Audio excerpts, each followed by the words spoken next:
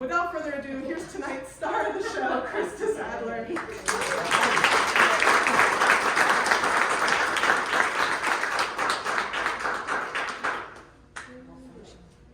Okay. Guys hear me okay? Yeah. I've never been introduced as an epic river runner. I just got off the river. I got off an 18-day trip in Glen Canyon, and I was so excited because nothing epic happened. So that was actually really good. Well, thanks everyone for coming out today. This talk, when Amanda called me to ask if I would be willing to give a talk about just things that people see on hikes around here, weird things that they might have questions about, I thought, where does one start? Because this is a very strange landscape. So what I want to say is that I have probably forgotten your favorite weird thing, or not included your favorite weird thing that you've always wanted to know about. So please ask afterwards, and hopefully I can make something great up. I've also probably oversimplified for a lot of you who have a lot of experience with geology here, and then I might have gone a little too far for others of you. But please feel free to ask questions. You're welcome to interrupt me if you really aren't getting something that I've talked about. So we'll start from here and see what happens, and I will try really hard not to shine this in someone's eyes and do that. So, as I mentioned in the description of this talk, wandering this landscape is like taking a geology class. And it's everything from the huge to the very tiny. And I'm going to focus more on the sort of smaller, weirder things, but I do want to talk about a few big ones. Again, all of you, are you all from here or from this region? So you're familiar with this particular map. I threw it in case there were a few of you who were not from this region. But this outline right here shows the boundaries of what's called the Colorado Plateau. And that's this extraordinary, amazing geological wonderland region. It's got an average elevation of about 5,000 feet. And because of that elevation and also where it sits latitudinally, it has a semi-arid climate. And that climate, better than arid, is actually better for creating these weird erosional landforms that we have here. In an arid climate, there's not enough water. In a semi-arid climate, there's just the right combination of water and not so much water. And so we have this crazy, amazing landscape filled with everything, as I mentioned, from big to small. And then obviously, we're right there. So we're going to be talking mostly about, kind of this area. I could do all of this and then you guys would be putting on your feedback sheets. Please make it less than 6 hours. So here's our general region, Lake Powell and the Canyonlands country up here. Here's our, the last big gooseneck there before Lee's Ferry, the Paria River, 50-mile mountain and the Kaparowitz Plateau. And then this, I really want to show this because I think this is such a beautiful, it's the same thing but as an actual photograph. You can see Navajo Mountain right here, and then, Wahweap Bay and the whole of Lake Powell heading on up to where it's again a river, way up there, not that far up anymore. So I'm just going to mention a few things about the rock layers here. These are two stratigraphic columns of the rock layers from sort of the oldest stuff you find in this region, the Kaibab Formation, which is about 270 million years old. Moving on up through Moenkopi, Chinle, there's your Navajo sandstone, the Page sandstone, only around here, and then on up to the Cedar Mountain Formation, which we don't have right around here. And then if you follow this down, you go through all the stuff that is in Grand Staircase Escalante National Monument, all this incredible late Cretaceous stuff that's been, producing all these dinosaurs and these amazing fossils. These layers these are all sedimentary layers. They're all sandstones, mudstones, shales, so they all erode at a different pace, and they're part of the reason we have some of these crazy, weird features that I'm going to talk about. They formed in a variety of different settings. Some of them formed, this is the general region we're in, some of them formed when all of the continents were together into one giant supercontinent called Pangaea. And you can see that where we are, we're right on the coastline. So we have marine rocks down there in Vermilion Cliffs National Monument, down by Lee's Ferry. Some of them formed where there were rivers flowing out across this region, and you can see here, this is the Four Corners region. You can see here that the coastline is actually just into Nevada. Some of them formed where there was a huge desert across this entire region, a desert larger than the Sahara, and that's what gave us the Navajo sandstone. And then some formed on the edge of kind of the edge of a seaway here, so we have shoreline deposits and mud deposits. And then finally, some of the later Cretaceous ones formed where the entire continent was split into two by a seaway that stretched all the way across the continent, and we were variously right either underwater or right on the coast or just a little bit back from it. So all of these different environments, rivers, beaches, oceans, sand dunes, all of, floodplains, all of this has gone into creating the rocks that we have around us here. And we'll sort of talk about them as we go, but I just wanted to give you a broad overview of this. I normally do a talk where I spend an hour going through all the different ancient environments of this, and I'm like, well, I don't think I really have time to do that this time. So this may be the first talk I've given in about 10 years that does not mention fossils. So if you have questions about fossils, that's okay. But so now I'm going to narrow down. I'm going to focus in on this region. And these places are some of the places I'm going to talk about. You'll notice here that the Kaparowitz Plateau has a bunch of dots. And I just had fun with the keynote or PowerPoint process there, putting more dots. That's just to show you that this whole region is the Kaparowitz Plateau, all of this. But you can see Cottonwood Road, the Coxcomb here, the Perea Town Site, Wire Pass, Coyote Buttes, Buckskin Gulch. So these are all places that are pretty familiar to you. And hopefully, by talking about some of these places, it will make some of the other places you'd like to go a little clearer. Or you'll say, oh, I've seen that same thing in that place. So, but I picked a lot of these because they're the most common places people hike. And you probably get questions about them from your clients, friends, family, co-workers who come out here to visit, things like that.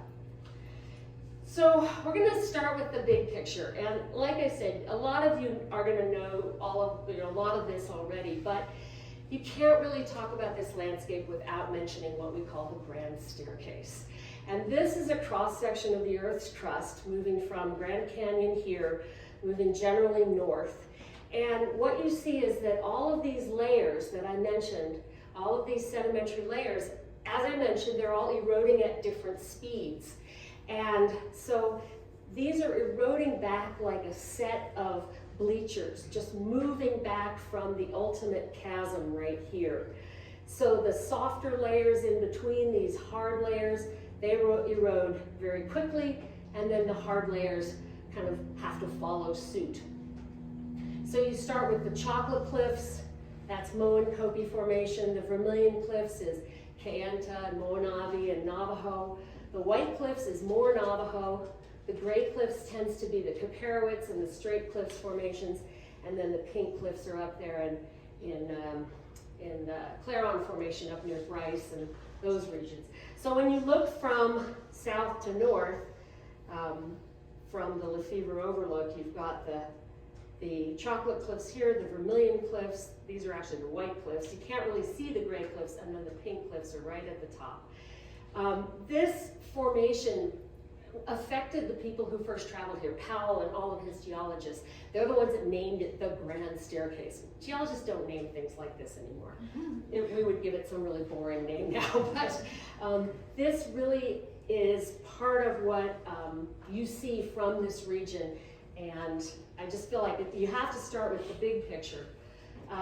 When you're looking from the Wawweep Overlook, you're actually looking here at the Kaparowitz Plateau. So you're looking onto one of those stair steps. Also the Burning Hills, and then 50 Mile Mountains way out there.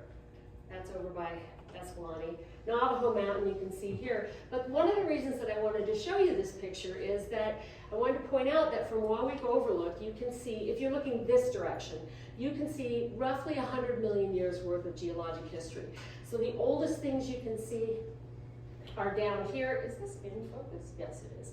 You've got Navajo sandstone, and then each one of these blue dots represents a different formation that you can see in this view. I didn't have a tiny enough ability to separate them all out, but it's a pretty impressive view from from the Wawik Overlook, sort of looking at the big picture all around you. Okay, now we're going to start narrowing down from the biggest picture to smaller and smaller things. The land has, in addition to that grand staircase, the land has been shaped by forces, tectonic forces of compression and also extension, but right now we're just going to talk about compression into what we call monoclines and coxcombs. You understand the coxcomb because it's just a little bit to the west of us. You can see here, this is the view from 89, and you can see how the layers are going up, right? They're all tilted upwards. Well, if you haven't spent any time down in the Grand Canyon to the south, the southern extension of this is from the Nagoweap trailhead up on the east rim, but this is the same feature. And you can see the layers are flat, and then they go up like this, and then they flatten out again.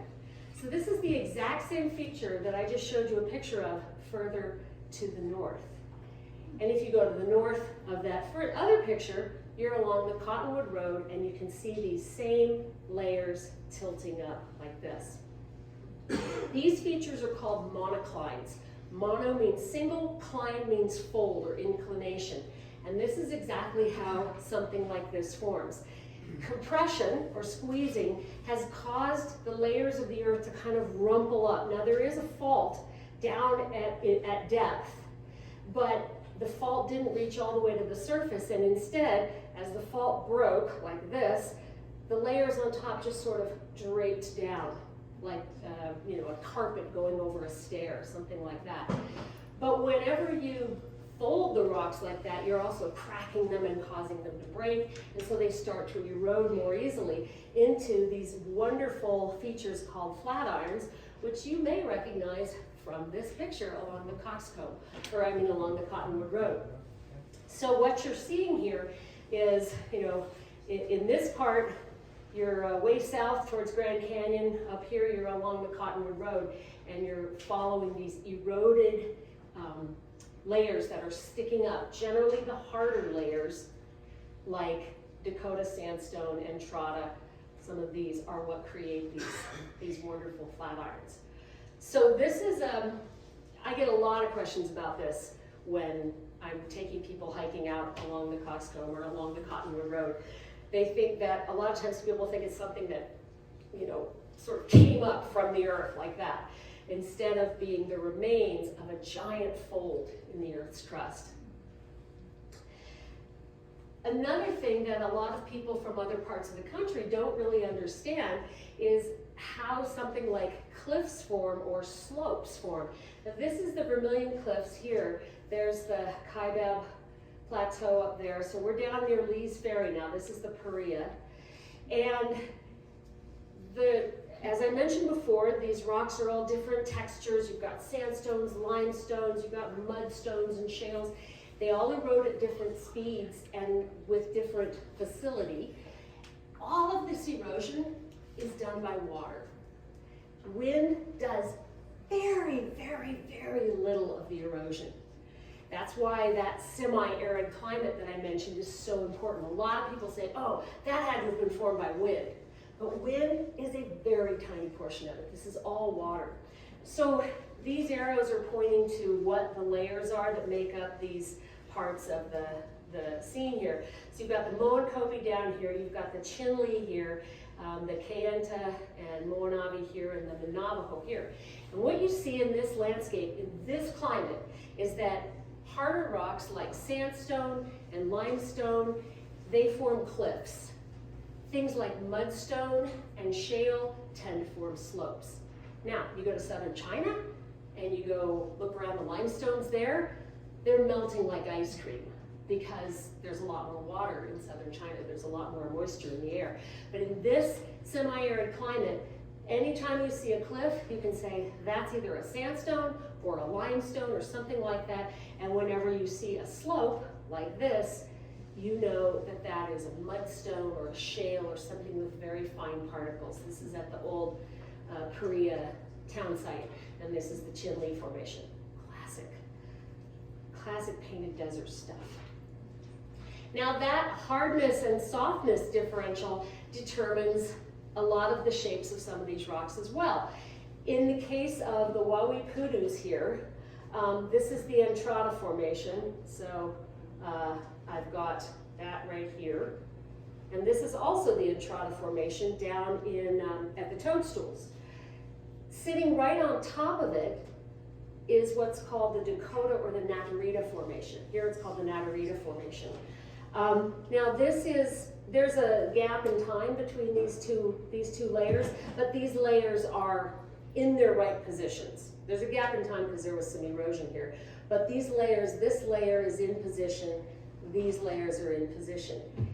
This stuff, the Dakota, is a kind of a pebbly sandstone, so it's a lot harder. The Entrada beneath it is a finer sandstone, so it erodes more easily. So this and this are protecting what's underneath it. You've got a cap rock that's hard, and it's protecting what's the softer stuff underneath. Now this works even when it's just a rock that has rolled down a hill and ended up sitting on the surface. This is out by Lee's Ferry. These are boulders of this stuff up here, the Shinnerup conglomerate. Hard boulder came rolling down the hill and ended up on the Moenkopi Formation, which is a very soft mudstone. So you can see that if you could figure out when this rock rolled down and landed on this surface here, you could find out how much erosion has been all around it. And that's, I don't know, probably 8 or 9 feet there, or no, about 5 feet there. In this case, this is a rock that rolled down the hill and just landed on some sandstone. Same thing. This is protecting this from eroding, but all of this stuff has eroded around it. So these differentials in hardness and softness can make some really wild shapes on the land. Okay, water. I mentioned water does most of the eroding.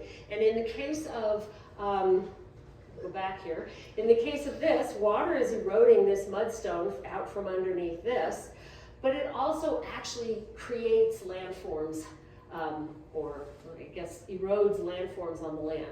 So Horseshoe Bend, you all know Horseshoe Bend. There's lots of these in the region. This is what's called a meander. We'll talk about what kind of meander in a second. This is formed by a river moving through this landscape, and if you look at the way a river moves, so as a river is never going to flow perfectly straight. If a river is flowing perfectly straight, it is probably in cement in Los Angeles somewhere. So a natural river, and even that isn't flowing perfectly straight, a natural river will always begin to sort of curve around. On the outer side, where the speed of the water is a little faster, it will erode. The speed of the water is slower on the inside of the curve, and it will deposit there. So this is sort of how it starts, but then you can see it starts to exaggerate. So you get a stronger curve here and erosion or a deposition adding to it here. So till finally you have a really sinuous curve to this river. Now this is a river flowing out across a flat floodplain, right? What happens if the land gets uplifted and this river just maintains its same path that it's always had? What you end up with is Gary here today, by the way? Oh good, because I stole a bunch of his pictures. He gave them to me for the book, and I kept them and I kind of use them in talks, so anyway, I do have his name down there. What you'll see is this is one of those meanders in the river that, you know, it's the same thing as this, but instead it has been what's called entrenched or trapped in these sandstone walls. As the land was uplifted, the river just kept carving down and created this amazing curve. And you can follow the same, so here's the outside of that curve, that's where it eroded. Here's the outside of this curve, that's where it eroded. Now, if your river, if you're doing the same thing, right, you've got erosion happening here on the outside and deposition happening here, ultimately it ends up creating such a loop that goes back on itself that it will end up cutting off that, what they call the neck of the meander, and the river starts to flow through it. Because rivers are lazy. They're basically like people. A, they want to go downhill, and B, they're like, why am I going all this way when I could just go right here? So the river will do this and leave this lake, they call it an oxbow lake when they're just out in the middle of a floodplain, that leaves this sort of cut off meander. Well, what happens if that happens in canyon country where the land is being uplifted, the river cuts down, and ultimately, you all know the goosenecks on the San Juan, so it's doing the same thing. It's carving on one side, carving on the other. Ultimately, it breaks through, and you end up with the rincon and lots of other things like this. But this is such a classic example here in the Page area. So this is a river coming down. It used to go like this, until it finally cut enough this way, it got really sinuous, and then finally went, all right, this is ridiculous. I'm just cutting right through this, and I'm going through here. And these things, these perched meanders, can be, you know, dozens of feet higher than the current channel. And again, you can sort of figure out, if you know when this happened, if they can figure out when this happened, you can get a sense of how fast things are cutting. Here's one that's working on happening right here. But it'll be, I don't know, a few million years, something like that. So another thing that affects what we see in this landscape are cracks in the land. Now, cracks can be of two different types. They can be joints and they can be faults. This, along the coxcomb here, Cottonwood Road, again, another Gary Ladd picture, thank you, Gary, this represents the biggest fault in this region. Again, the fault is down deep. We don't see it at the surface, but this is kind of the biggest fault that we see. And when you look at faults, this is your unshifted land surface from the side. You can have a fault that sort of pulls apart and they drop away from each other, or you can have a fault that's formed by pushing where one side goes up on the other. That's what this one is. It's a reverse fault or a pushing fault. The distinction is that a fault has offset between the two sides of it. Now, what we have more of around here are joints. This is a joint, straight crack in the rock like this. This is actually up on Cedar Mesa. I kind of lied, it's not from here, but we have lots of them here. A joint doesn't have offset like this, or like this, but it can widen. And the joints in this landscape are crazy cool. They have affected this landscape in ways that, until you see it from the air, sometimes it's really hard to determine. But look at these lines coming through like this. These are not faults. These are cracks, these are joints in the land. And this is one of my favorite pictures in the world. Looking at the Paria River from above, look at these lines. These are joints. They're massive cracks in the Earth's crust, not faults. Just these cracks that can widen. These can be formed from compression. They can also form from lifting off weight. But these kinds of cracks, they're vertical cracks that go into the earth, and they determine where a lot of the little canyons around here go. So if you're walking in the Paria, this is actually Buckskin Gulch, and you see this is a joint going right through the earth. The canyon right here is following that joint, and then it turns away from it, and the joint continues there. In this particular case, the canyon is following the joint and continuing on. Sometimes it'll turn away from it, sometimes it'll follow the joint, but these are cracks these are vertical cracks. Now, this one's weird. Joints can also be horizontal.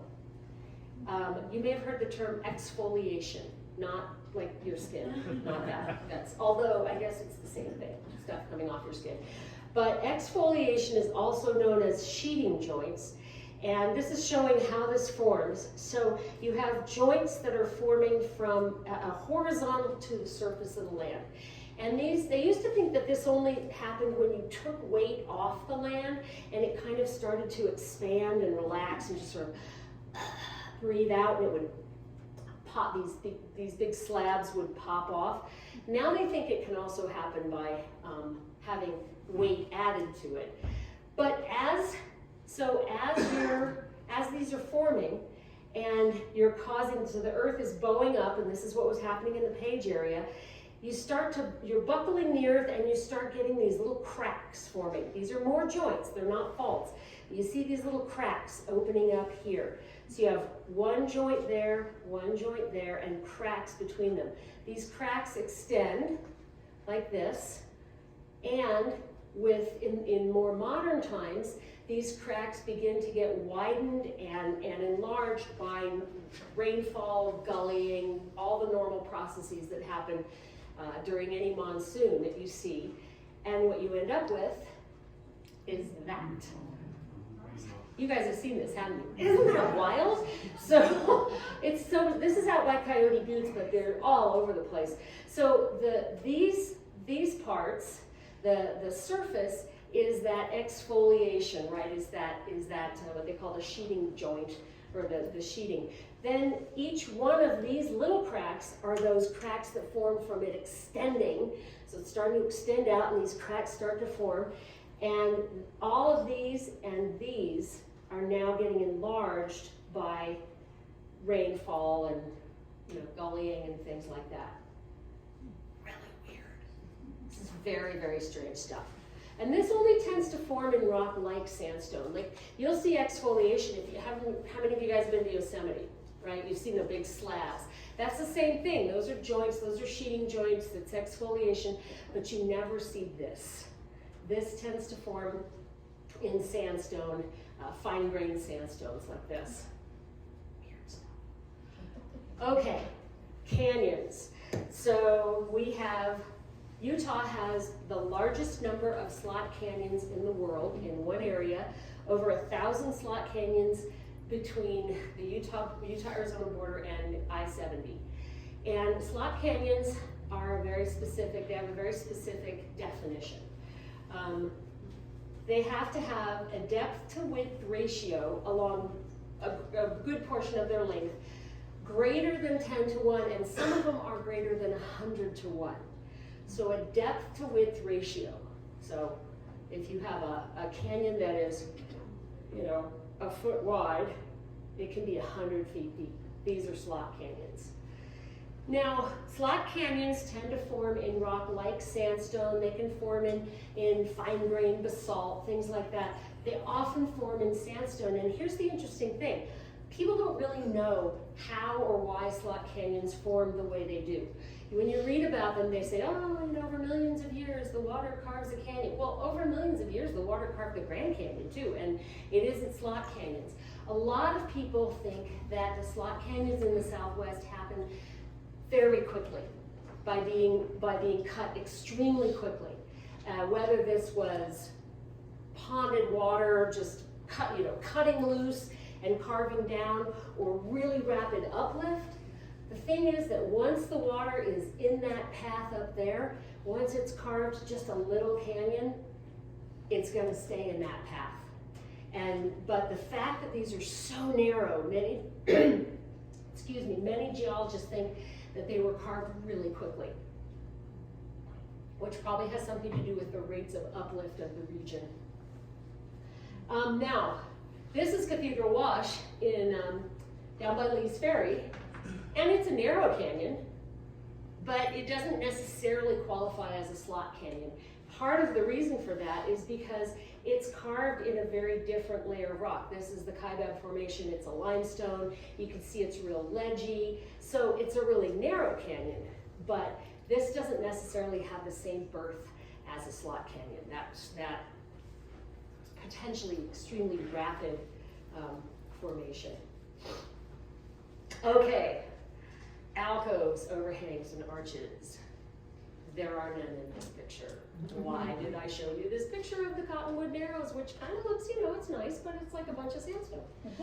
The reason I showed you this picture is because I see incipient overhangs and alcoves and potentially arches all throughout this picture. So I know all of you have been hiking in this region and you've seen big square or triangular chunks that have just fallen out, right? This sandstone just clump falls out. Well, here's the thing. All of these will very quickly turn into arch shapes. See how all of these started out the same way. Square, this is in the Paria again. Square, even this one's kind of square, but you can see it's beginning to round off. Why is it going from being square? Why doesn't it just stay square? What is it about this shape that is so great? Anybody here a student of world history and Roman history? It's weight bearing. It's weight bearing, exactly. So just like humans want to build an arch that will be able to hold, a truck or your water or a road going across it, nature wants to do the same thing. It's the strongest structure that nature can create. So what happens is weight from up above here is transferred outwardly towards the base of it, the buttresses over there. Same thing here. The truck is here, it's transferring weight that way. This can kind of push back, but this is an incredibly strong structure. This is why we've been building them for thousands of years. It's the same thing in nature. Ultimately, that square feature is going to round itself off and become an overhang like this. So the weight of this rock pushing down here transfers this way, and it keeps the whole thing stable. You get, massive overhangs, and you can see places where big chunks fall out. But ultimately, over time, this whole thing is rounding off. If this happens in a narrow fin of sandstone, ultimately, you're going to end up with an arch. You're going to end up with this breaking all the way through. This is Starlight Arch up the Paria, and this one, even Skylight Arch, right near here. Same thing. It creates that sort of rounded shape, or it takes on that rounded shape, that arch shape, because it is the strongest and most powerful thing. So I'm going to go back here real quick. The next time you're walking through and you see these big squares, just realize that not very long from now, geologically speaking, that's going to turn into, it's going to take on this arched shape. And once that arched shape is formed, it's just positive feedback. It just keeps going and going and going. Oh, and this is Wiregrass Arch. Same thing. It's like a little peephole, but it's taking on that rounded shape. All right. Things in the rocks. Now we're narrowing down to the really fine stuff. Cross-bedding, SSD. Is that also like a little card that you put in your camera? Is that an SSD? Yeah. That's not what I mean. It's soft sediment deformation. We'll talk about that in a sec. Concretions and conchoidal fractures. So these are things that you see, just features in the rock that when you're wandering around. The first one, the most obvious, is cross-bedding. Cross-stratification you'll sometimes see. And you see these amazing lines, these sloping lines, right? Here you've got sloping lines, a bunch of different sort of sets of them. And a lot of people look at this and they say, oh, the rock tilted. But the rock isn't tilted. This is a flat layer. It's just within it are these tilting layers. So these, most people know, okay, this is a dune, right? The Navajo sandstone, the Page sandstone, these are ancient windblown dunes. But how does this happen? So if you start with the top one, unfortunately these are going two different directions, but if you start with the top one, if you look at the way a dune works, the sand grains are getting blown up the back, they pile up at the top into a little cornice, and then they slide down and they create this little layer, this fine little layer that keeps building the dune outward. If you look at the bottom picture, you've got the prevailing wind going this way. The dune, you can see the sand is blowing up to the top, and ultimately it builds up here and then begins to slide down in these little avalanche layers. This is the lee side, or the windward side, and this is the lee side, or the slip face. Now here's the thing, crossbeds, so they form in dunes, but you never get the entire dune preserved. You're only going to get about the bottom, maybe 5% of it preserved. As if the land is sinking, or let's say groundwater is rising, or sea level, or the tide comes in, the water's going to come into, let's say, this level. So what's the difference now between the stuff underneath and the stuff above? This is wet, this is dry. Wet sand doesn't blow, dry sand does. So this stuff just keeps going, keeps moving on into history, and you end up with a flat surface over which another dune will blow, and then another dune, and another dune, until you finally end up with something that looks like this. Each one of these is just the bottom, maybe 5 to 10% of a big dune. Also, what's cool about these is the direction of these dunes can tell you the direction of the wind, or the direction of these crossbeds can tell you the direction of the wind. This represents shifting wind directions. That sort of does as well. So you've got these crossbeds here, another dune here, another dune up here, another dune here. So you can see, if you go to the Coyote Buttes or Zion, you'll see these stacks and stacks and stacks and stacks of these wind-blown dune crossbeds. All right, SSD, soft sediment deformation, or as we like to say, soft sed depth. If you can see how, all these layers are very twisted and tortured. And here's some more. You've probably all seen this around here. It's crazy looking stuff. This is all the same crossbeds, but they've just been mangled and twisted and tortured. This is deformation. This rock has been deformed before it became rock. So this stuff happened when it was still soft sediment.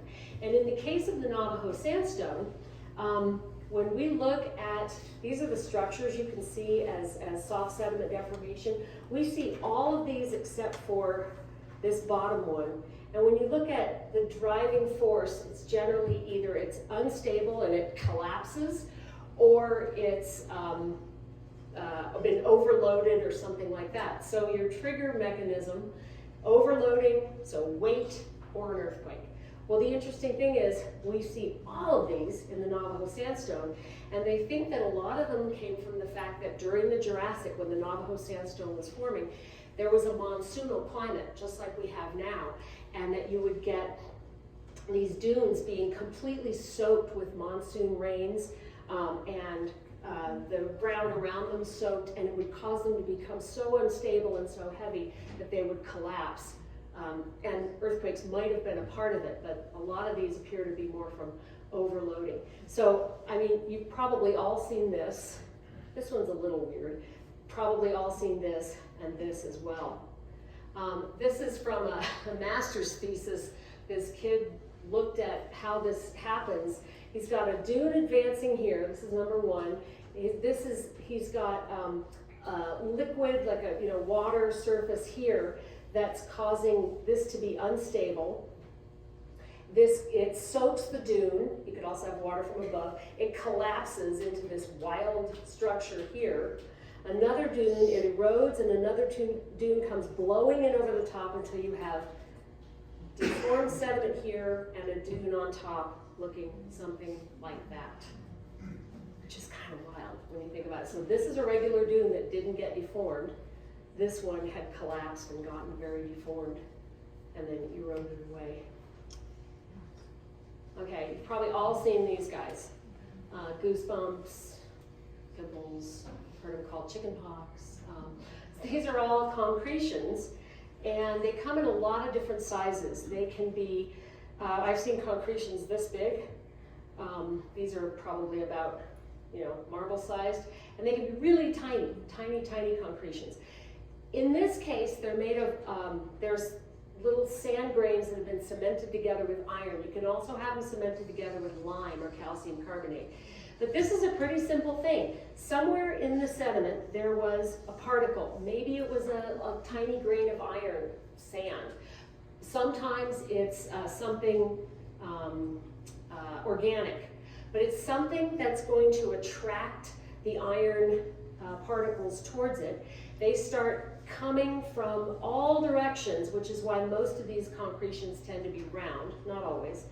They migrate toward this particle and they begin to cement the sand more sort of preferentially in this area with iron. So it's exactly the same thing. You've got sandstone here, but all this is cemented with particles of iron, and they're just pulling iron from all around it.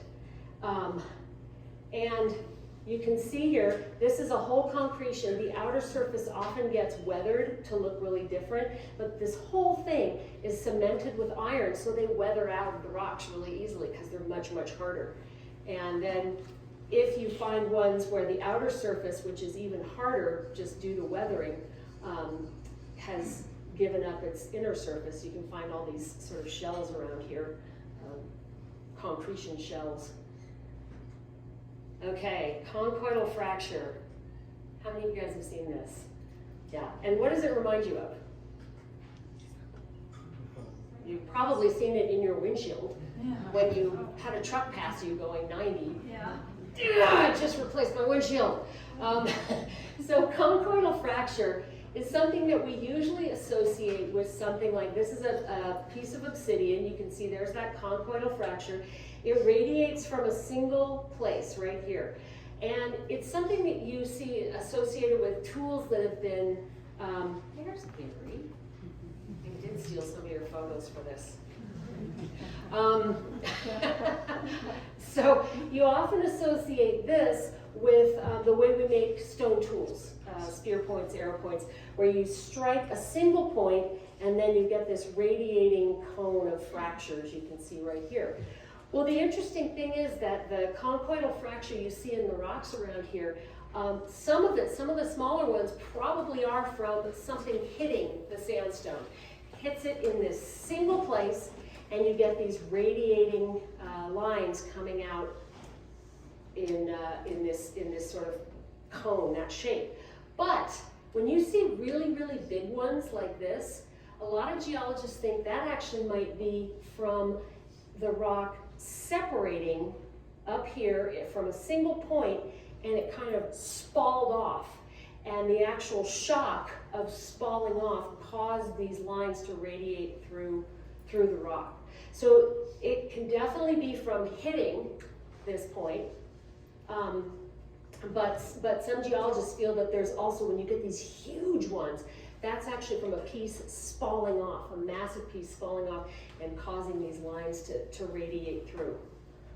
A lot of this stuff is still in question. Okay, so now just some weird last things to mention. Again, some of this stuff you probably already know. Bumps and bulges. Most of the rock around here is sedimentary rock. There is one exception to this, and that is Navajo Mountain. Navajo Mountain is what's known as a laccolith.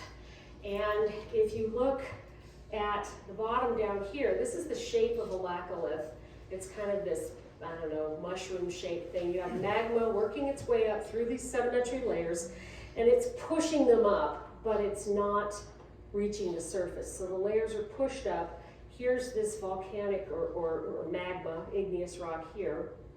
Ultimately, erosion at the surface causes the layers to erode, to expose the core, that igneous core, and that's the case with Navajo Mountain. You actually can't see. Most of what you see is the sedimentary rock around the outside.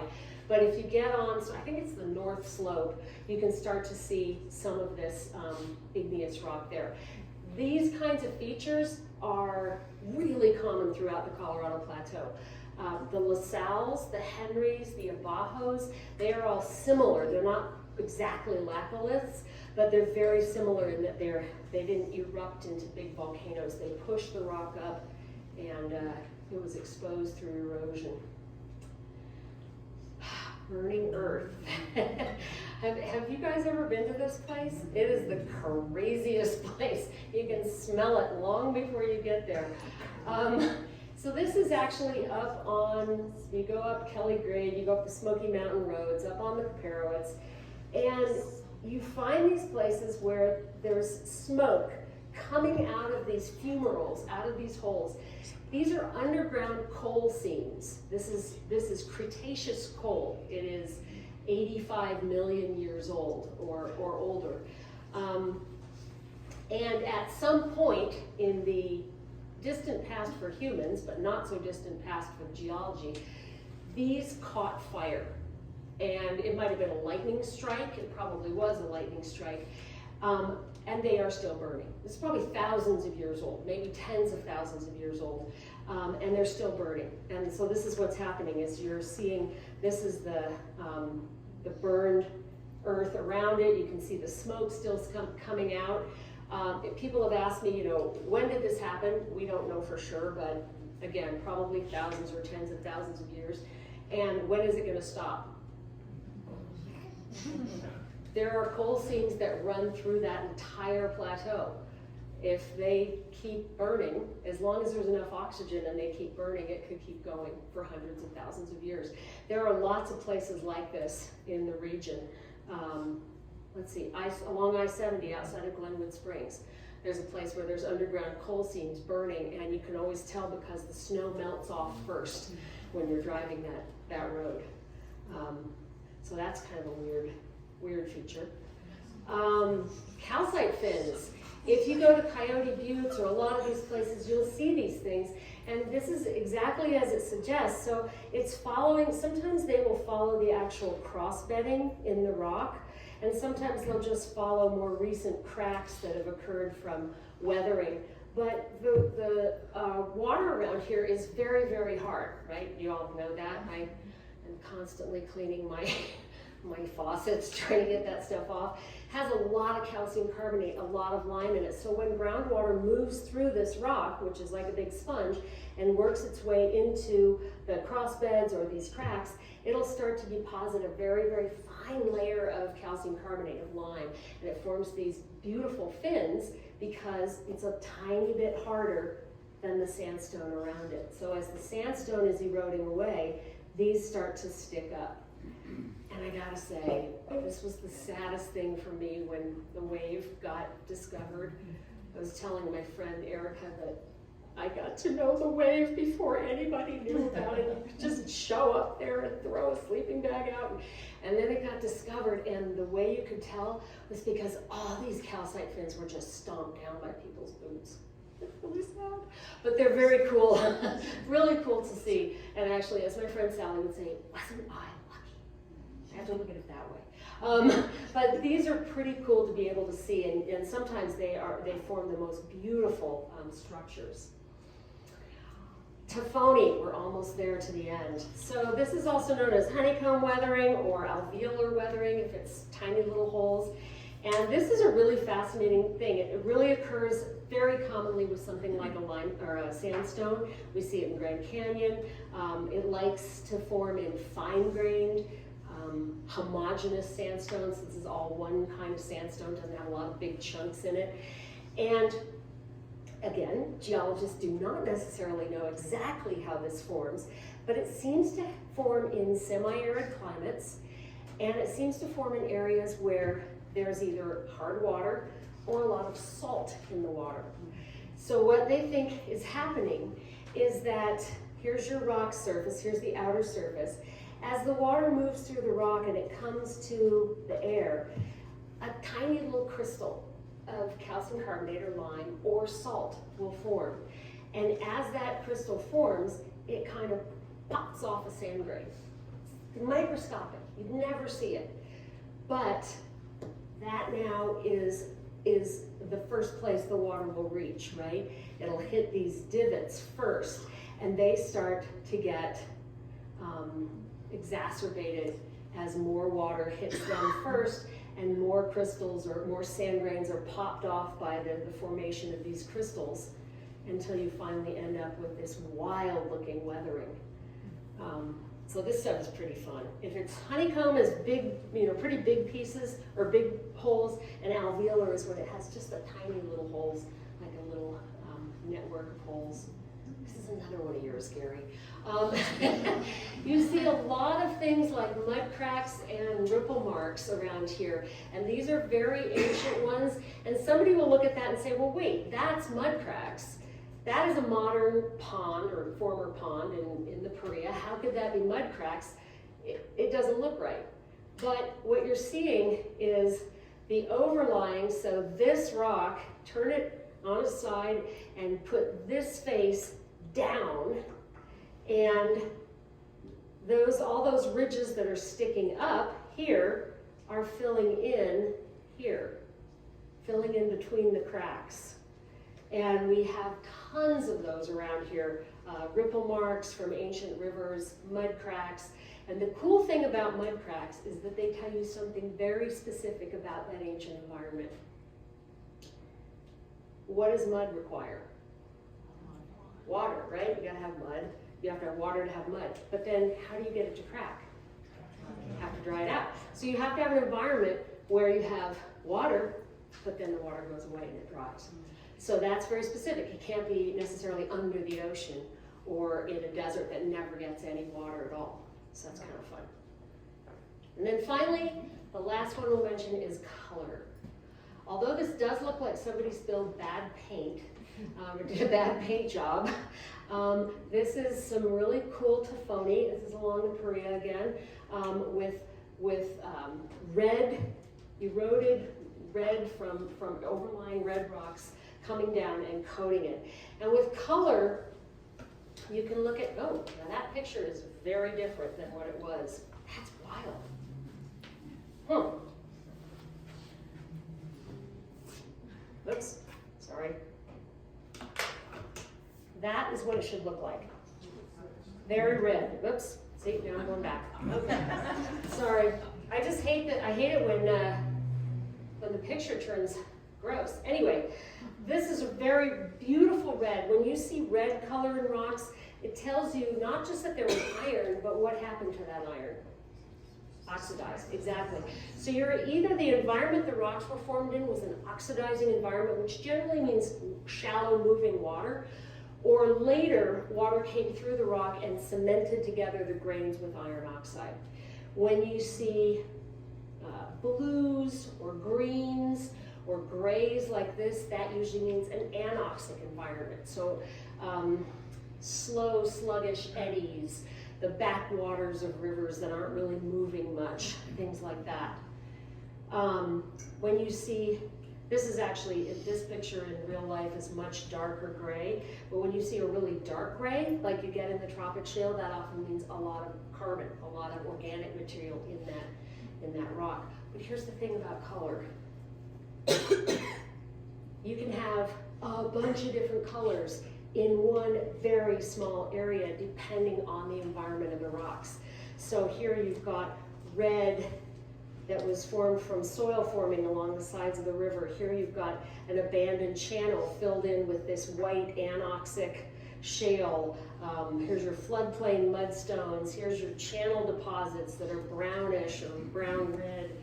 So you can't look at everything as one giant, sort of one color. The other thing you have to be careful of is the actual color of the rock. So this is in Grand Canyon, and you notice this beautiful red. What is going on with that? That is wild.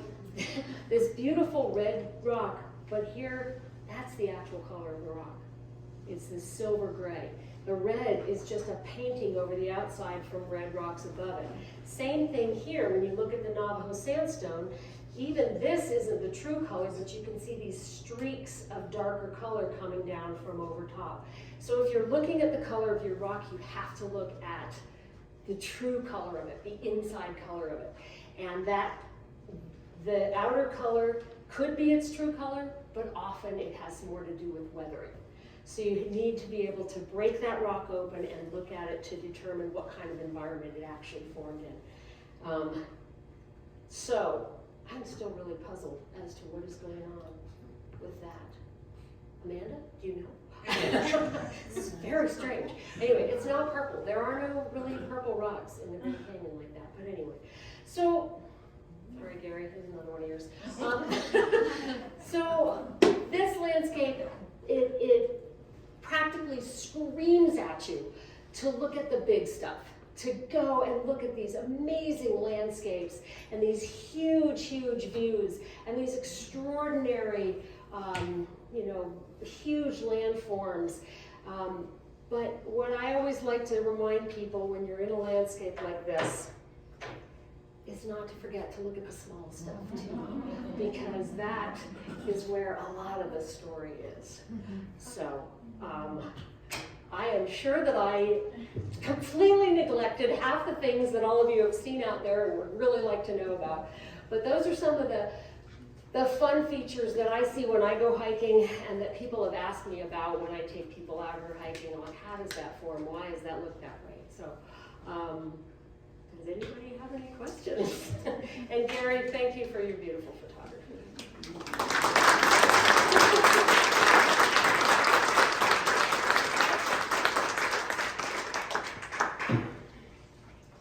Well, I either completely bamboozled you or I answered all your questions. I'm not sure that either one. Yes. Is it ionic bonding that draws the iron Yeah. to the nidus? Yes, as I understand it. I am not a chemist, but as I understand it, it is. Yeah. And there, you can also have concretions made of calcium carbonate that are bonded using calcium carbonate, but in most of the cases around here, what we see in this landscape, it's ironstone. They call them ironstone concretion, so it's iron bonding it together. Yeah, it's really wild. Yeah.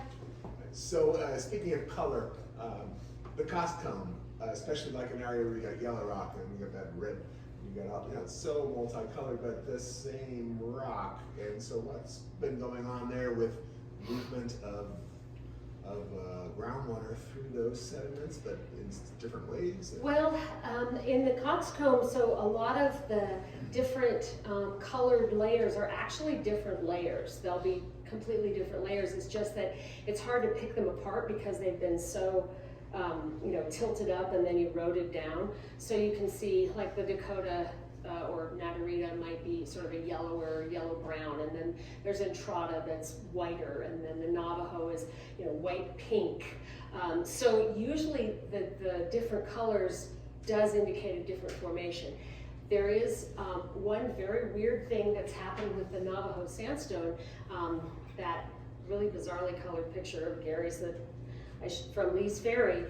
You could see that the bottom part of the Navajo sandstone was pink, but the top is white, and that's the same formation, but very, very different colors. And the geologists are saying that the top part was actually bleached after it was formed as a rock, and groundwater moved through and bleached it of iron.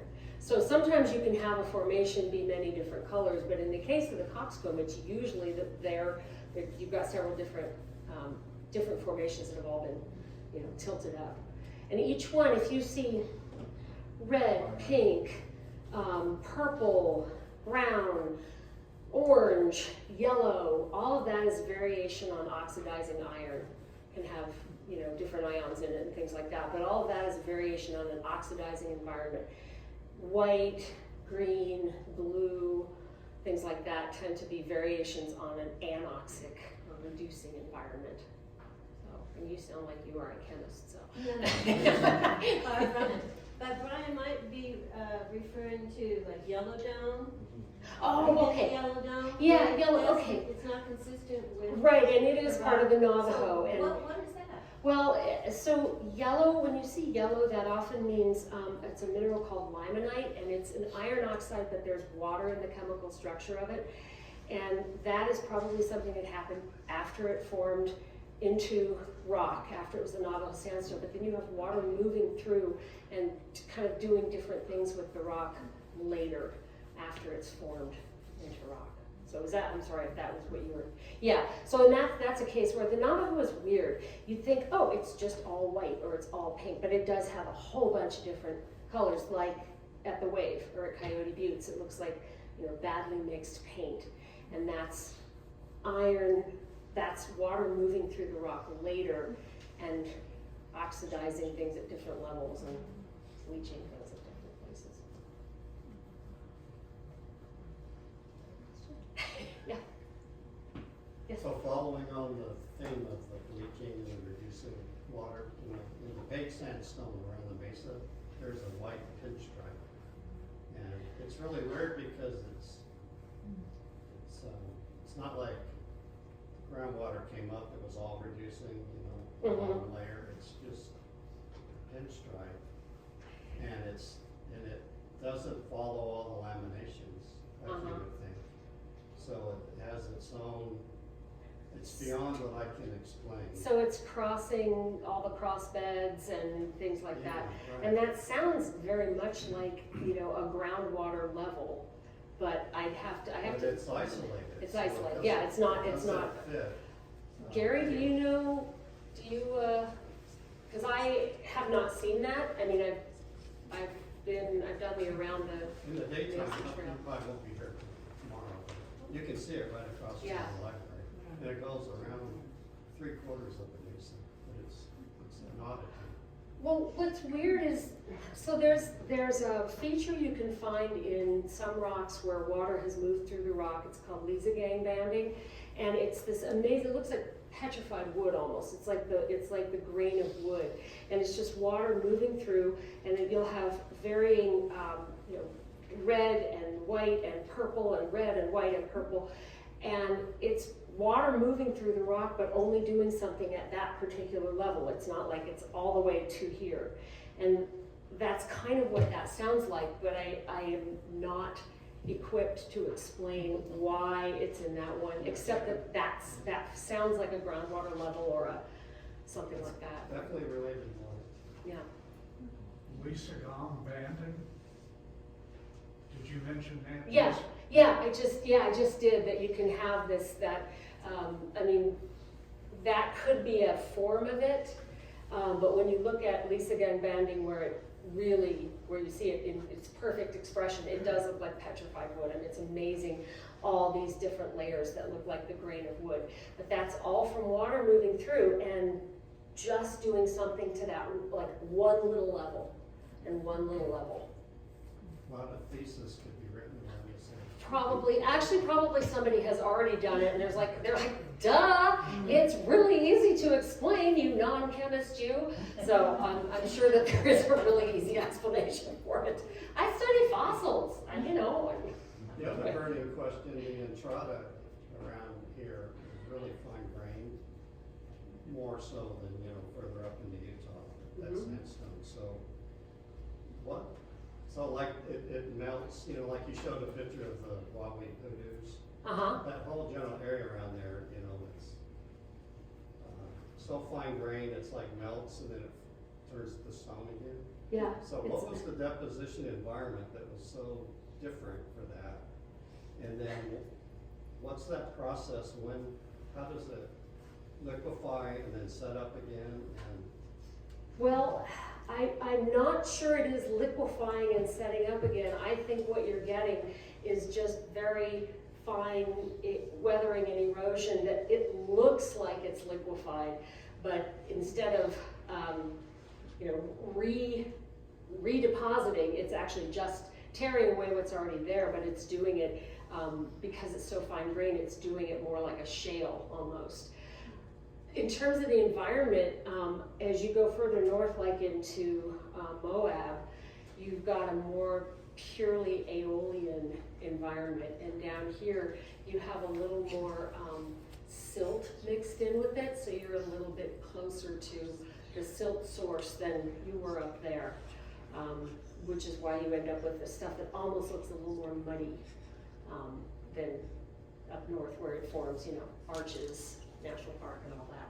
But I don't think when I've looked at the Wawi hoodoos, they do look like something that has sort of built up, but that's just one layer, and the way it's eroding is just these fine grooves down the sides of it. Yeah, that's not really the prime area, but you Oh, hike around, you'll see. yeah, White Rocks, and White Rocks is crazy wild looking, but there's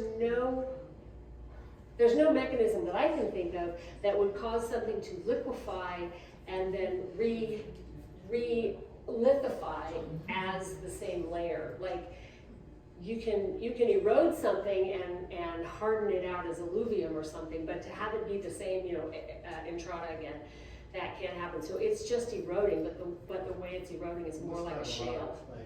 Yeah, well, I think not clay so much, but very fine silt, and there's a big difference. Yeah, which great I stuff. won't Thank get you into. for your talk. Yeah. So regarding the coal up on the Caparrots Plateau and the coal fires, I was lucky enough to be up there with a geologist once, and we got into a discussion about it. And some of the things that were said was that, there is currently a huge amount of coal up there. Mhm. And I've even in past discussions heard it called the Saudi Arabia of coal, because there's so much, and that's the comparison they make. But in my discussion with the geologist, he said that 80 to 90% of the coal that was originally there has been burned off. And that's resulted in a lot of the color of the cliffs during the burn, creating the red, and also the type of rock that's up on the surface called clinker. Clinker, yeah. And So that's the burning hills. The red in the burning hills right. is probably from burning coal. Not like the red that you get in the Navajo sandstone or some of those, but yeah, the red in the burning hills up on the Caparrots is definitely from the burning coal. You get the same thing out at Coal Mine Canyon on the Navajo reservation down there There's where I coal live. there too. Yeah, and there's burning coal and clinker. Yeah, so but that stuff tends to be, the clinker at least tends to be a little less, it's not super widespread. It's not like a layer that stretches for hundreds of miles. You find it in places where the coal is. But yeah, absolutely, thanks for reminding me of that. Yeah, the Burning Hills, if you haven't been there, very, very, very cool place to go. But yeah, all that red, it shouldn't look like that, because it's not a layer that's normally red. And that would be a very reducing environment, as opposed to oxidizing. Yeah, because you're burning underground, Right. and you're kind of, Depleting the oxygen. yeah, you're depleting it. But that's slightly different, because that's something that's happening after the rock was deposited. When you look at oxidizing environment or reducing environment, what you're talking about is when the sediment was being deposited, what kind of environment was it? Was it a river? Was it a moving river? Was it a lake, a swamp?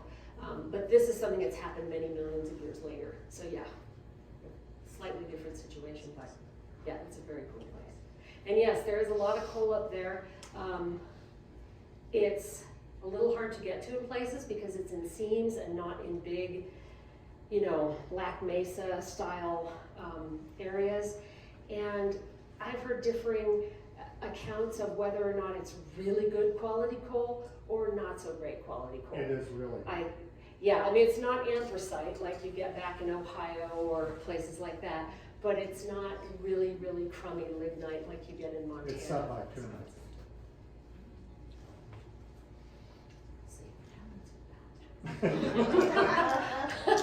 I have my opinions about whether or not it should stay in the ground, but whatever. Oh, yeah, I'm not saying to take No, I it. know. No, I know. I've actually tested it. Okay, yeah, it's better quality than a lot of the stuff you find out in the West, for sure, which is probably why it's been burning for so long. It's as good as what's up on Black Mesa. Low ash, high BTU, low moisture. If you're looking at it for an industrial purpose. Yeah, exactly. I just am spaced on when you talked about the joints and the paria, the cracks. What did you call that again? Those are the ones that are going through the land from Yeah. above. Those are just joints, Just but it's a regional system of joints that you find throughout the Navajo sandstone. And if you fly over the Navajo sandstone around Lake Powell, you'll just see these. It's amazing. Okay. Yeah, they just run for miles. Okay. if you have any more burning questions for Christa, we are going to be holding her hostage for a little while longer to sign books. Don't forget, we do have books for sale here tonight. Also, please feel free to continue asking questions because I'll be eavesdropping so that I can also learn geology facts. In addition, don't forget we have these feedback surveys. We have them available both at this table and at the snack table, where I encourage you to take leftovers home. And please, let's give one more big round of applause.